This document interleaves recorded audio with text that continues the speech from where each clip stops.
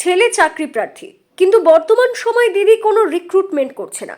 এই অভিযোগকে সামনে রেখে এক শিক্ষিত ছেলের মার করুণ আর্তি, তার নিজের ছেলের ভবিষ্যতের কথা চিন্তা করে বিজেপিতে যোগদান। ওই মহিলার বক্তব্য, আমি এতদিন কোনো রাজনীতি করিনি, বর্তমানে আমার ছেলে শিক্ষিত বেকার, এ কারণেই আমি বিজেপিতে যোগদান করলাম। কোচবিহারের উত্তর বিধানসভা কেন্দ্রের উত্তর আমবাড়ি এলাকার বড় বাড়িতে বিজেপি প্রার্থী সুকুমার রায় যখন জনসংযোগ যাত্রা করছিলেন, ঠিক সেই সময় সদ্য বিজেপিতে যোগদানরত ওই মহিলা কি বলছেন শুনুন।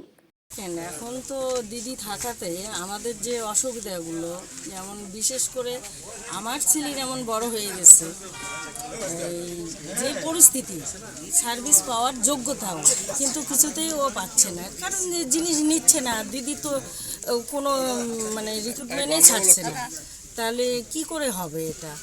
এই জন্য আমার আর বেশি কিছু বলতে পারবো না, এই কারণে অনেক কিছু না ওই বিষয়টা কি বলবেন যে 1500 টাকা করে ভাতা দিচ্ছে যুবসাথী? দেখেন, এটা দিয়ে তো আমার ছেলেরই জীবন নষ্ট হয়ে গেল। এরকম ঘরে ঘরে ওরা তো মানে কতগুলো তো আছে, এরকম বয়সটাই ওদের পেরিয়ে গেল।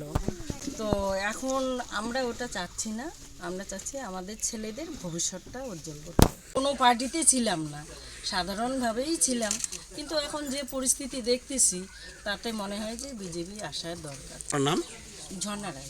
সেই সাথে আরো 6টি পরিবার বিজেপিতে যোগদান করলেন, যারা এতদিন কোনো রাজনীতির দলের সঙ্গেই যুক্ত ছিলেন না। তার সাথে বিজেপিতে যোগদানরত অপর মহিলারও একই বক্তব্য। যেহেতু এই দিদি যা বললো সব কিছু একই সমস্যা, তাই এইটাই বলে যে না, বিজেপি আসাই ভালো, এইটুকুই, আর কি বলবো। নমস্কার।